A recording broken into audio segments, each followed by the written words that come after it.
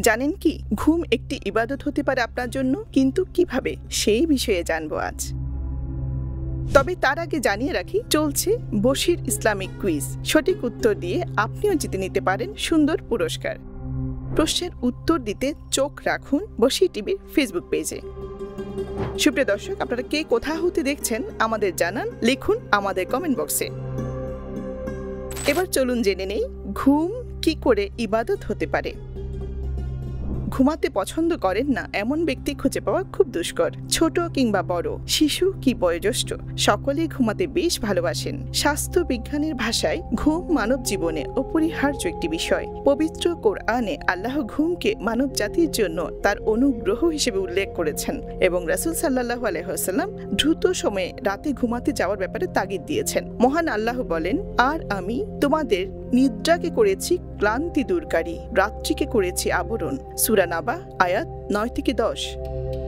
পবিত্র কোরআন ও হাদিস থেকে পাওয়া তথ্য মতে রাতে ও দিনের কিছু অংশে ঘুমের ব্যাপারে আমরা জানতে পারি। ইসলামী শরীয়ত মতে দিনের ঘুমকে কাইলুলা বলা হয়, বাংলায় যাকে আমরা ভাত ঘুম বলি, আর ইউরোপীয়রা বলে সিয়েস্তা।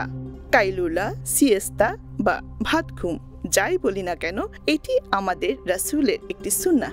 আল্লাহ বলেন, তিনি স্বীয় রহমতে তোমাদের জন্য রাত ও দিন করেছেন, যাতে তোমরা তাতে বিশ্রাম গ্রহণ করো ও তার অনুগ্রহ অন্বেষণ করো এবং যাতে তোমরা কৃতজ্ঞতা প্রকাশ করো।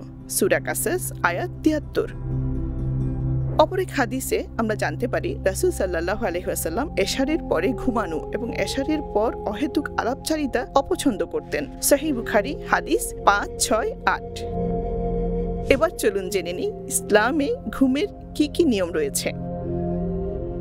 মুমিন ব্যক্তি তার জীবনে সব ক্ষেত্রে নবীজি সাল্লাল্লাহু আলাইহি ওয়াসাল্লামের সুন্নাহ অনুসরণ করে চলবে, এটাই স্বাভাবিক। এবার চলুন জেনে নিই ঘুমের সুন্নাহগুলো কি কি। ঘুমের আগে অজু করা সুন্নাহ। এর ব্যাপারে রাসূল সাল্লাল্লাহু আলাইহি ওয়াসাল্লাম বিশেষ গুরুত্ব আরোপ করেছেন। তিনি বলেন, যখন তুমি বিছানায় যাবে তখন নামাজের অজুর মতো অজু করে নাও। সহিহ বুখারী হাদিস 2, 4, 7।